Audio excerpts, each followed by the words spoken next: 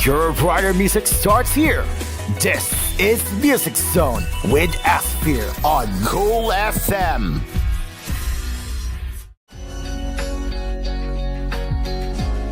And that ends here with Music Zone with Asphere. Come back here tomorrow for more energetic pop music.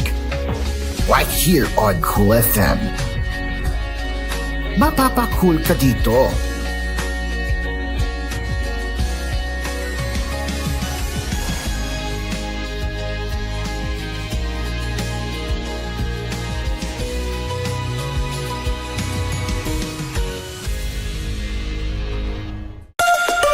Lahat ng drama, lahat ng tawanan, lahat ng iyong all-time hits. Ang tanging huntahan ng Masang Ngamaw. Number 1 sa Mega Manila, nationwide pa. Broadcasting from TGON, TVH Group of Networks. Dito lang sa inyong iisang himpilan. Cool FM. You are listening to Cool FM, live from Cool Studios. This is Cool News at Noon.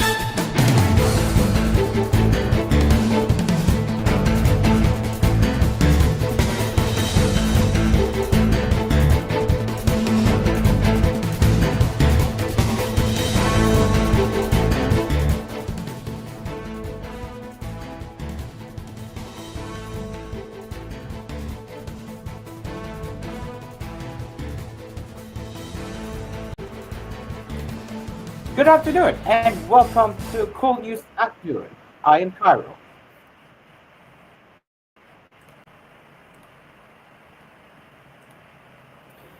Let's begin with the headlines as motorists can see a decrease of as much as 2.45 pesos in the per liter prices of petroleum products starting Tuesday. In 7 advisory Monday, Oil and Shell Filipinos said gasoline prices would drop by 2.45 pesos per liter. Kerosene and diesel, meanwhile, will be reduced by 2.40 pesos and 0.90 pesos per liter, respectively. These downward adjustments mark the third consecutive week of cuts for gasoline and the fifth for diesel and kerosene. The sharp declines underscore the market's continued struggle between the recession concerns and the geopolitical tensions, said Rodela Romero, Bureau Director III of the Department of Energy All-Industry Management. Other bearish factors, such as the growing concerns about lackluster consumption, especially of China, and a worsening outlook for global economy and stronger peso, outweigh bullish factors that push the oil prices up, she added. Romero expects the oil market to remain volatile for the coming weeks.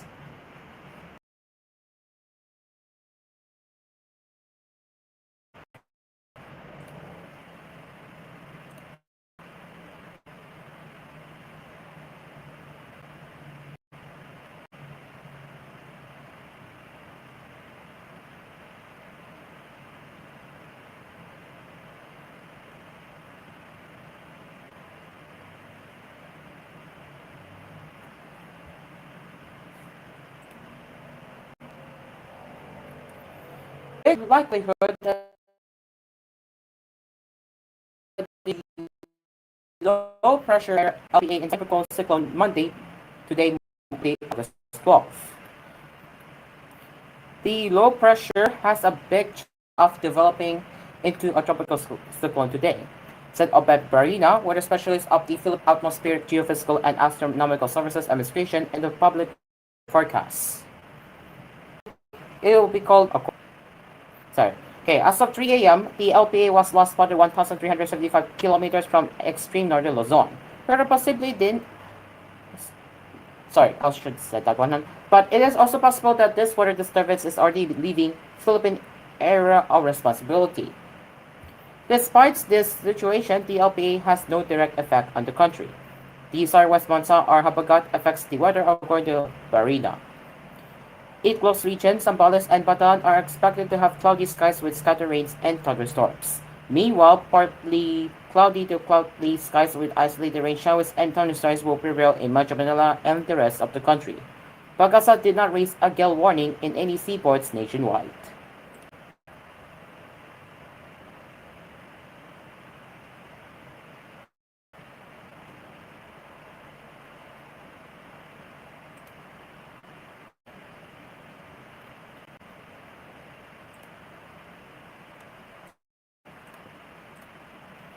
President Ferdinand Marcos Jr. on Sunday denounced what he termed as unjustified, illegal, and reckless actions of two Chinese Air Force aircraft that harassed a Philippine Air Force plane on August 8 as it flew over the country's territorial waters near Bajo de Masinloc in the West Philippine Sea.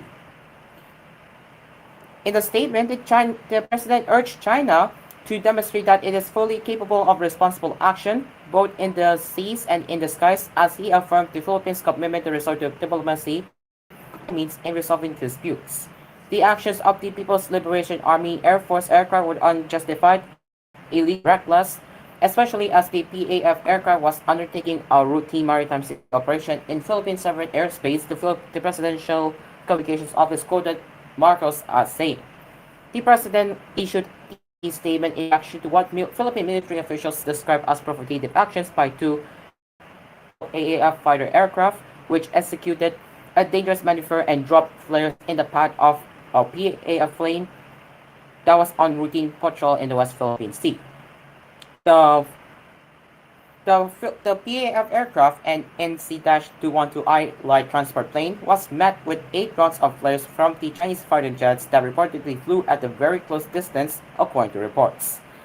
China has insisted that the PAF aircraft illegally entered the airspace of Huang Yan Dao, the Chinese name for Panatak Shoal in the West Philippine Sea, justifying its use of flares. The president expressed dismay that the latest skirmishes threaten to schedule efforts to calm the waters between the Philippines and China. "We have hardly started to calm the waters, and it is already worrying that there could be instability in our airspace," he said. Marcos said the Philippine government stands by the actions of its men and women in the armed forces of the Philippines and the PAF involved in the incident. In Congress, Senate President pro tempore Jinko Estrada on Sunday called on the Chinese government to immediately stop its clear act of aggression against the country after the Chinese fighter jets made dangerous moves against the PAF plane. "We urge the Chinese government to adhere to international law. This recent incident is a blunt violation of international aviation safety standards and the rights of all nations to carry out lawful maritime operations," he said in a statement. Estrada described China's actions as reckless, provocative, and unacceptable. "They must be met with firm and decisive condemnation from the international community," he added. He noted that the dropping of flares in the path of the PAF plane was an affront to our sovereignty. The Philippines has always advocated for peaceful and diplomatic solutions to territorial disputes with China, and this incident undermines our efforts in de-escalating unnecessary tensions, stressed Estrada. "We will not be intimidated. We will continue to defend our sovereignty with resolve and determination while remaining while remaining committed to upholding the rule of law and promoting peace in the region," he added. The Southern Theater Command of the Chinese PLA said on Saturday that the PAF aircraft disturbed China's normal training activities in the area despite repeated warnings. "We warned the Philippine side to immediately stop its infringement, provocation, distortion, and hype. China has indisputable sovereignty over Huang Yangdao and its adjacent waters," it said in a statement. It justified the use of flares against the PAF plane by claiming the on-site operations of the PLA are professional and legitimate. The PLA said it would remain on high alert at all times and would resolutely defend the national sovereignty and security and firmly uphold peace and stability in the South China Sea. China has controlled Panatak, a resource-rich shoal about 220 kilometers west of Zambales province, since 2012 after a 2-month standoff with the Philippine Navy. The 2016 Abril ruling that invalidated Beijing's sweeping claims in the South China Sea that said that Panatak is a traditional fishing ground shared by the Philippines, China, and Vietnam. In separate incidents in 2019, 2021, and 2023, the Chinese fired flares from several artificial islands they occupy in the West Philippine Sea as PAF planes patrolled over the area.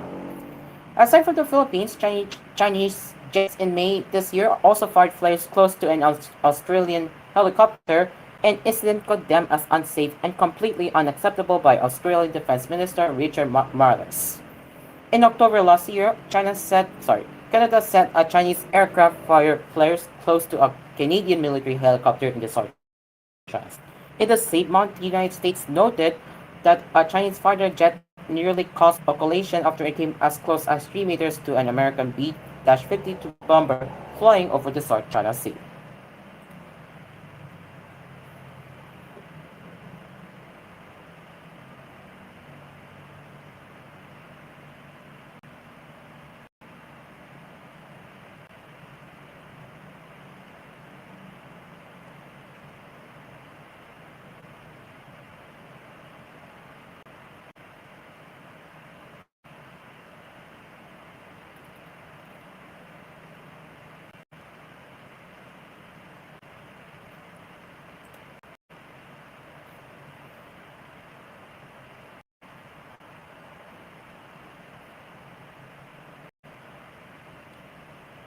And it would be better for the Marcos administration to openly cooperate with the International Criminal Court instead of doing it through backdoors and ultimately to allow the Philippines to rejoin the Rome Statute.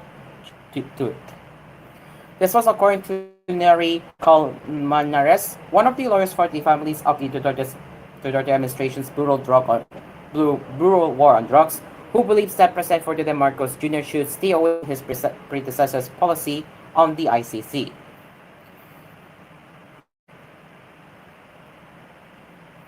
Comarnares explained that the country's withdrawal from the Rome Statute, which formed the ICC, was brought out of former President Rodrigo Duterte's personal grudge against the International Tribunal. Duterte took personally that he was being investigated for the abuses in his drug war. Imagine his personal grudge on ICC became his national policy, Comarnares told the Inquirer in a phone interview. He was hoping that Marcos would deviate from his policy on his predecessor and stand with the Filipino people in calling for an investigation. It's like he or President Marcos made himself bound to the Duterte policy on ICC. What I mean to say is, whatever Duterte did, he made himself boxed to that idea. What he can do is to deviate himself from that Duterte policy, called Manares said. This will also show that Marcos is independent, quote unquote, from the Dutertes, he said. The former lawmaker was responding to the recent announcement by Solicitor General Bernardo Guerraffa that the government under the Marcos administration will not stand in the way of the ICC prosecutors' investigation of Duterte's brutal war against illegal drugs. Guerraffa, Duterte's Justice Secretary, had said last month that while the country has no legal duty to assist the ICC prosecutor to pursue the probe, the government cannot stop him from proceeding the way he wants. For Colmenares, who represents the families of the drug war, the statement by the government was a major departure and a tectonic shift from its earlier remarks that the ICC has no jurisdiction over the Philippines, a stance that the previous administration made. Now they say, effectively, however you want to conduct the investigation, we will not stand in the way. This, of course, includes, based on our interpretation, coming over to the Philippines, interviewing victims and witnesses, including interviewing retired police officials and possibly even active officials, he said. Another shift that he saw from the Marcos administration was the scenario if the ICC, through the Intercriminal Police Organization, will eventually serve the warrants against Duterte and the other respondents in the case. Colmenares said that the government not interfering with the possible serving of the warrants another major shift up for the government, which he saw as a development in the case. For me, there was a tectonic shift somewhere, a change of policy, he said. The next door for Marcos is to openly cooperate instead of doing it through backdoors. He should be open to the investment. This is a signal not only to our fellow Filipinos, but to the international community as well, he said.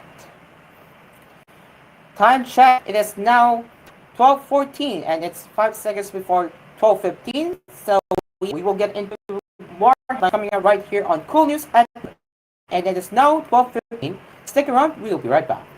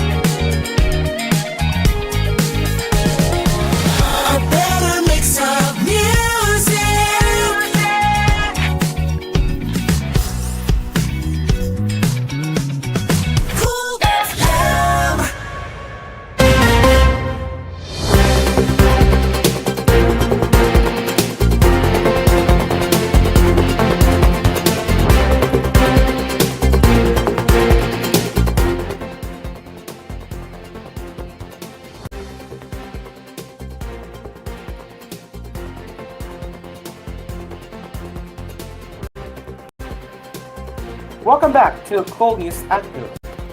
Widespread use of this hardware identity module SIM for fraud and scamming has prompted Senator Sherman Cantrillan to consider certain amendments to the SIM registration.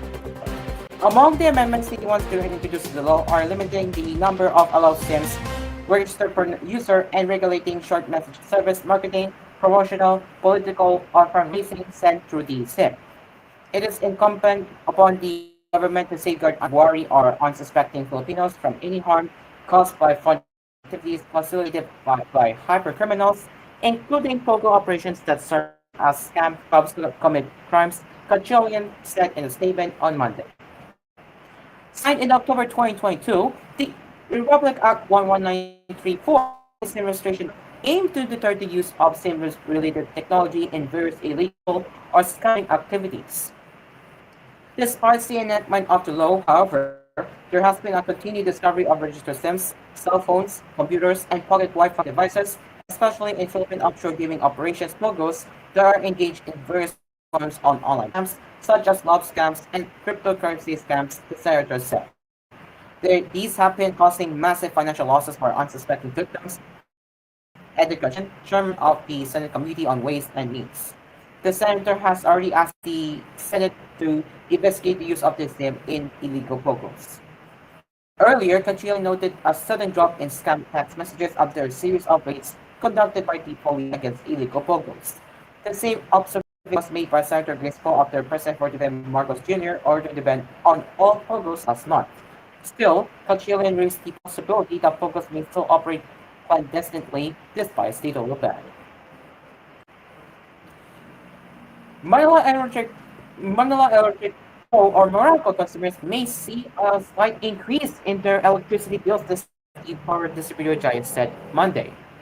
At the briefing, the company said it would impose a minimal upward adjustment of 0.327 pesos per kilowatt hour in power rates, pushing the overall rate 11.6339 pesos per kilowatt hour from July's 11.64 pesos per kilowatt hour. This means that residential customers consuming 200 kilowatts hour can expect an increase of around 20 pesos in their power bills. Morocco put the blame on the higher transmission charge, with an increase reaching 0.1086 pesos per kilowatt hour. The transmission charge, meanwhile, was reduced by 0.0503 per kilowatt hour. The reduction, however, was not enough to offset the higher transmission charge. It said the wholesale electricity spot market WESM charges for August went up by 0.59 per kilowatt hour, as it would collect a third of 4 instances of the costs ordered by the energy regulator. Morocco Vice President and Head of Corporate Communications Joe Zalgari-Aga said consumers could expect lower electricity bills by October as the collection of deferred WESM costs would end by September.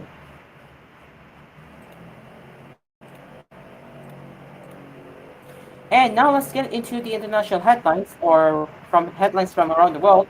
A helicopter crashed into the roof of the Hilton Hospital in northeastern Australia on Monday, police said, killing the pilot and igniting a blaze on the building's roof.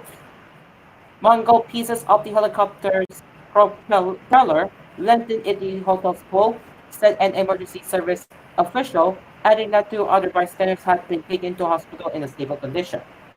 Hundreds of patrons were evacuated from PW3 by Hilton in the tropical northern city of Cairns after the twin-engine helicopter crashed around 1:50 a.m. local time.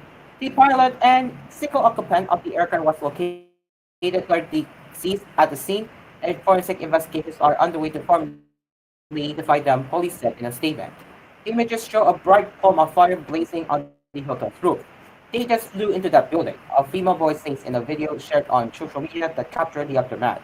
Madness, man, she adds as sirens blare in the background. Shivers, people were living and dying. It smashed right in. Ambulance supervisor Aitin Lin Denning said the aircraft's propellers had dislodged. One landed on the Cairns as planned, and there was a second propeller located in the hotel pool on the bottom floor, and it was on fire. She told local media. There were reports of it like a bomb and fire and smoke a lot of occupants of the hotel were unsure of the situation. The roof fire appeared to have died them later in the morning. Cairns as a popular tourist hub that offers a gateway to Australia's famed Greater Barrier Reef. A team of government experts from the Australian Transport Safety Bureau have been dispatched to the crash site. The Safety Bureau appealed for witnesses to come forward if they had photos or video footage of the aircraft and any pace of the flight, or if they heard the helicopter prior to impact. Looks like we don't have time to cover the showbiz, which we'll save that later for koolNews at 4. So that will be it for koolNews at noon. As always, you can get in touch with us at tvh.philippines.news@gmail.com. And we will be back with more headlines later with koolNews at 4, 6, and koolNews Prime Time at 9. And just before I forget, we will be having our news updates during music automation later at 1:45 and 2:45 p.m. With that, I'm Caro. Good afternoon.